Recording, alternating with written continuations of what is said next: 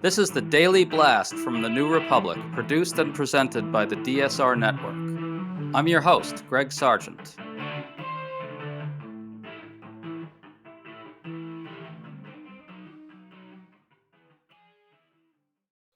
Over the weekend, Politico reported that Donald Trump has privately suggested to advisors that he knows he's in danger of losing to Kamala Harris if he doesn't make dramatic changes to his campaign. Meanwhile, early Sunday, Trump raged on Truth Social, attacking media outlets for reporting that he called into Fox News during Harris's convention speech to deliver his response on the air, claiming Fox had called him instead. We think Trump is rattled by a very specific dynamic. The once powerful aura of his inevitable victory in the presidential race has been shattered. Today we're talking about this with Asha Rangappa, a lecturer on global affairs at Yale, who has a good new piece on her Substack arguing that the puncturing of this aura helps explain why Harris's campaign has so much energy and momentum. Welcome, Asha. Thank you. Thanks for having me. Asha, in addition to reporting that Trump has suggested he needs to make dramatic changes, a stark admission coming from him, Politico also reports that Trump and his team are fretting about Harris. His advisors and allies are begging him to stop with the personal attacks on Harris and the weird tirades about her crowd size, and they want him to appeal to moderate voters. Meanwhile, the Washington Post reports that Trump is privately annoyed over news coverage that shows he isn't working as hard in campaigning as Harris is. So, Asha, what sort of impact do you think this kind of stuff has for his supporters on the illusion of strength and power that Trump and his propagandists have built up over many months? Well, what I think is really interesting is that what Harris has done is really just change the frame, right? In other words, what Trump has been able to do so successfully for the last 8 years is basically define the terms and make the playing field his own. And so Democrats have always been on the defensive. And I know that you've written about this too. This is as much a perception management operation as it is a political campaign, right? And sometimes they're one and the same. And what Harris has done is she's made this a campaign on her terms and about her vision. And I don't think that he is I don't think he knows how to respond to that. And also it's one that's a positive and forward looking one, which is such a stark contrast to what he has been doing. Let's go back to the attempt to assassinate Trump. When that image of him bloodied and jamming his fist in the air went around the world, I've got to think that he and his advisors were certain that they had absolutely cemented his aura of invincibility. In your piece, you write that this sort of aura is central to authoritarian politics, that creating the impression that the authoritarian is threatening and intimidating and cannot be stopped is key to his bond with his supporters. Can you talk about how that mode of politics works and also how Trump and his advisors very much consciously use this approach themselves? Are there international analogs? Yeah, sure. So, Trump, as you mentioned, after this assassination attempt, I think looked as though that he was going to capitalize on this sense of invincibility. Um, Again, this is about creating the terms of the debate. And so, one example that is a great analogy is in Chile, back in 1988, Pinochet was the dictator, and he, as we all know, engaged in a lot of human rights abuses, including shooting people in soccer stadiums, throwing them out of helicopters, lots of oppression, kind of classic dictator stuff. There was a unique opportunity in 1988 for voters to vote him out. There was an actual plebiscite that was required by the Constitution of Chile, where voters would decide yes or no whether Pinochet could stay in power. And the challenge for the no side, which constituted a wide variety of opposition groups with different philosophies and political agendas, was what message they needed to send. And they got 15 minutes of airtime every day uh, in the morning. The initial message that they created was one that focused on the fear and the abuses and the oppression of the Pinochet regime. It was very dark, It, showed people being rounded up and driven away in black vans. And they called in a marketing expert to look at this advertisement that was going to run for 15 minutes a day for a month. And he said, this is not going to motivate people. This is just kind of doubling down on this entire culture of fear and intimidation. What they did was they decided that democracy is a product, it's a happy product. And to show that what lies ahead without a dictatorship was going to be really fun. And so the Yes. so the the actual ad that they came up with, which is, I mean, it's sort of hilarious, but it's also really heartwarming. It's people dancing and there's music and there's clowns. I mean, clowns can be creepy, but they look fun in this one. Um, there's people who are joyful, and it was such a I juxtapozition. see you use the word joy there. That's the word we're applying to That Harris. is. Sorry, go No, on. it is. It was joy and hope. In Chile, it actually mobilized the opposition, and Pinochet was defeated 55% to 45%. And even though he was a dictator, he couldn't cheat because there was a lot of international attention. And I think there were election watchers, international ones there. He was so confident he invited them there to monitor the election. Um, So I will say that it's really interesting that you brought this up, because the initial Harris launch video was all about exactly the same thing. It showed people laughing, it showed people having fun, it showed people being decent to one another.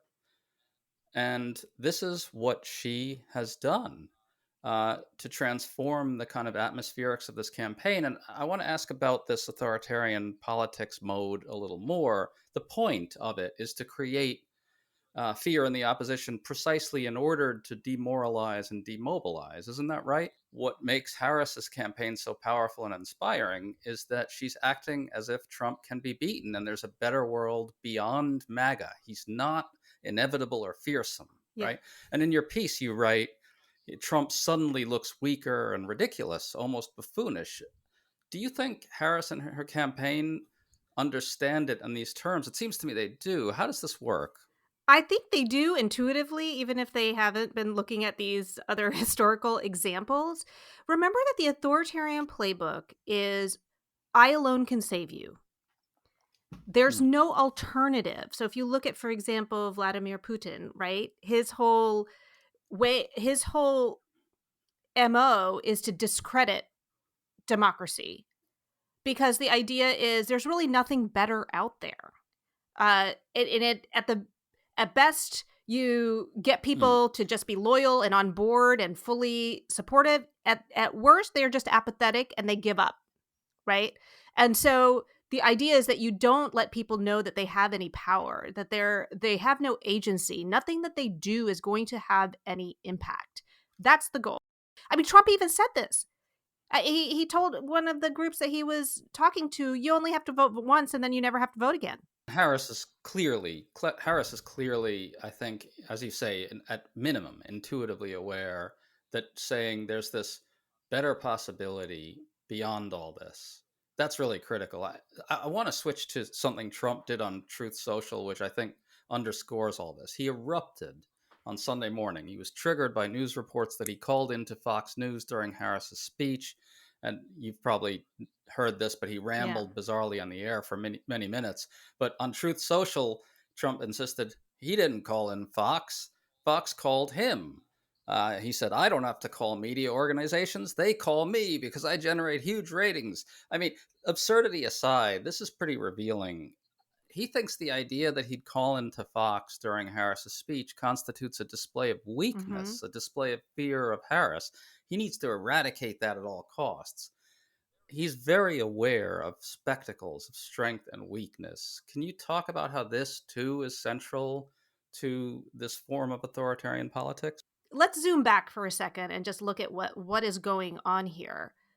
Trump has been able to capture media attention by saying outrageous, crazy, provocative things, things that are so over the top, and we take and I know you've written extensively about this, Greg. The media takes it seriously to the extent that they cover it. You know, I'm going to suspend the Constitution. I'm going to be a dictator on day one. All of these things that, in many ways, we have kind of said, "Oh my God," you know, like again, that's so scary, right? And he gets this strength from it.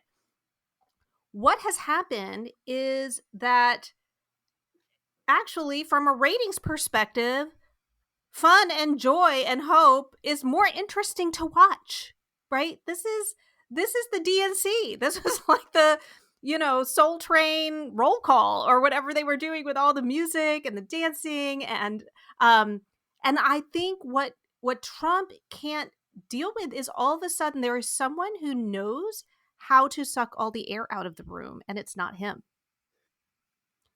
This is the power of no you wrote about. What your piece lays out in an interesting way is that this is sort of almost a kryptonite to Trump's form of politics, which is all about dominance. It's all about, as you say, being the one who sucks up all the media attention. This is the kryptonite to Trump, that Harris has a movement behind her. It's energized, it's powerful, it doesn't fear him, right? Right. Alexis de Tocqueville has a quote, and it goes, "A despot will forgive his subjects for not loving him as long as they don't love each other." Right? That's the biggest threat. That connection, the idea that people are in something together. Autocrats can't function in that. They have to break those bonds, right? That's the first thing they do. I mean, it's basically a cult leader on a grander scale. They make it so that people can't have those types of connections, and so he sees that happening. Another thing that Harris is doing that is very threatening to, you know, an autocratic aspirant is she's appealing to a supergroup. Remember that a central component of the dictator playbook is us versus them. And one of the things that really stood out in Kamala Harris's speech is she invoked a transcendent group that is inclusive, right? This isn't about Democrat or Republican. This is about us as Americans. And it gives a way for people to identify with something without having to discard some other identity that might be important to them. And it's a very powerful appeal because it's allowing people to feel that they can be who they are but still be a part of this bigger thing. And then the us versus them politics doesn't land in the same way, and that again is very much a source of Trump's strength. That is very interesting. I wanted to switch to another aspect of all this that just puzzles me endlessly. So, Trump and his advisors have been whining endlessly about Harris's surge. Trump has been saying it's unfair that he campaigned against Biden for months, only to suddenly face a much more energetic Harris. His advisors have complained that the media coverage of Harris is like a contribution to her campaign. There's this new example of him complaining about the media's reporting on his call with Fox. Tons and tons of stuff like this. Why doesn't this kind of whining diminish his aura of strength and power in the minds of his supporters? Is it because persecution and victimization are also central to autocratic politics? I mean, there's like this weird tension in this type of politics between the autocrat being both victim and all powerful. You've studied this stuff Yeah. pretty closely. How does that work? Well, for his most loyal followers, right? He says, "I am you." Right? I mean, he said this with his criminal cases. They're going after me because what they're really trying to do is get to you. Like, I'm your savior. I'm the person on the cross. I'm the one suffering for you. So there is this like sense of, it's like a fusion of identification, right? Between his followers and Hmm. him. They have to, once that fusion, that merge has taken place, I just don't think that they are able to separate that. They can't, they're not looking at it objectively. They're just not. He could literally, and we've known this for a while, shoot someone on Fifth Avenue and they will defend him, and they would see him as a victim if he were prosecuted for it. I mean, so it again, I think it's that cult leader mentality. It is a cult that's basically been institutionalized into the Republican Party. And so there are elements of that as much as there are the authoritarian things, and there's a lot of similarities, but it's they're not going to see the objective truth there. And also remember that they're watching Fox News, which is a propaganda feedback loop. It is not allowing Yeah. alternative narratives to come in. They didn't show, for example, any of the never Trumper Republicans who spoke at the DNC. Amazing. That really, I mean, in a way, in a way, maybe the way his followers resolve all this stuff in their minds is they say he's being persecuted because of his greatness and Yes. because they fear his strength. Yes, they're afraid of him. And that's the narrative. They have to do this because I'm so inevitable. Because they know that unless they do this to me, I'm going to win in a landslide. Right? Yeah, yeah, I think that's exactly it. I mean, it's really tortured and twisted, but it makes a perverse kind of sense once you say it the way you just did. Yes. So, just to return to the overall theme here, Trump is privately suggesting that to his advisors that he knows he's in danger of losing to Kamala if he doesn't make huge changes to his campaign. His advisors are trying to get him to stop behaving one way and start behaving in another. On the stump, you actually see him having this internal war over this stuff. He's been literally attacking his advisors directly for telling him that he shouldn't make personal attacks on Harris. Um, and people just sort of laugh at that and think, oh, Trump is just being a lunatic. But this, again, is what we're talking about, isn't it? He knows that if he changes course, he's sort of suggesting in some way that he's vulnerable. And he can't do that, Right. right? He can't admit that he's wrong. Being wrong is a form of weakness. This is why he never apologizes, right? I mean, we can go back to the Kavanaugh confirmation where it was made clear to him, you are performing for an audience of one and you can never back down, right? And we saw that. Like, I think that kind of encapsulated Trump's worldview, which is you fight, fight, fight, and never back down. I also think we don't give enough attention to the fact that emotionally Trump is basically a 10-year-old bully. You know. That's probably true. I mean, Yeah, I mean, he simply does not know how to fight back against something, a person that threatens him, except by putting them down. So I'm sure it just doesn't compute to him. It doesn't compute. This idea of talking about policy and not insulting and belittling and defaming or whatever he normally does, it has always worked for him. So for him, like, why would he change course now? Like, he thinks now, I'm sure he is becoming paranoid about the advisors who are telling him to do this, because he must believe that they are trying to get him to lose. Yeah, I think that would clearly be something he would start to think. Um, we should stress this race is still very close. Harris is up, but it's only by a little in the swing states. Um, but there's an irony here, right? If Trump really can't change course, both because it would violate the rules of how authoritarians do politics, and also because he's a mental 10-year-old who doesn't know how to do anything else, that could be what causes him to lose, right? Yes, he's getting in his own way. Like, he doesn't understand that he is sabotaging himself right now because of his inability to see the situation and be strategic. And in some ways, that the narcissism is going to be his own downfall here, because if he had more clarity of thought, he's not dumb. I mean, he can, in terms of the savviness of manipulating people, he could find a way. And you see him trying to do this, right? Like as you noted, he's at the rallies and you can see this tug of war because